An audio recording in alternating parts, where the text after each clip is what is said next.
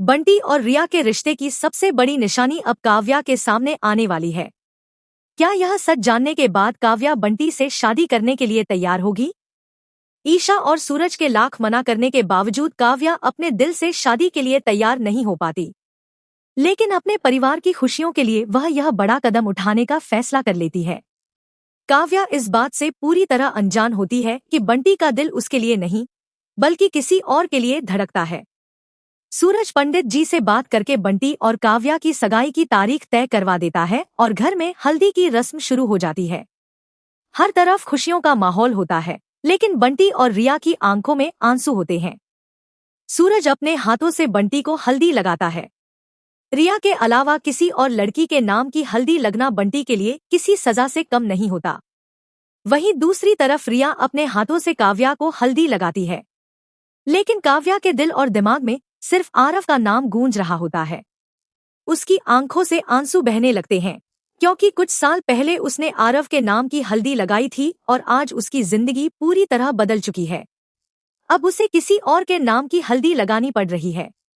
काव्या के साथ साथ किसी और की आंखों में भी आंसू होते हैं। काव्या की नजर रिया पर पड़ती है और वह देखती है कि रिया लगातार रो रही है। यह देखकर काव्या को हैरानी होती है, क्योंकि जहां उसकी शादी की बात सुनकर पूरा परिवार खुशी मना रहा है, वहीं रिया की आंखों में इतने आंसू क्यों हैं? हल्दी की रस्म खत्म होने के बाद रिया वहां से चली जाती है। काव्या को रिया पर शक होने लगता है, इसलिए वह उसके पीछे पीछे चली जाती है। रिया अपने कमरे में जाकर अकेले फूट फूट कर रो रही होती है। जैसे ही काव्या उसके पास जाने वाली होती है, तभी वहां बंटी आ जाता है। बंटी रिया के गाल पर हाथ रखकर कहता है, मैं दिल और आत्मा से सिर्फ तुम्हारा हूँ। रिया रोते हुए उससे पूछती है, अगर तुम हमेशा के लिए मुझसे दूर हो गए तो मेरी कोख में पल रहे तुम्हारे अंश का क्या होगा? रिया की यह बात सुनते ही काव्या के पैरों तले जमीन खिसक जाती है।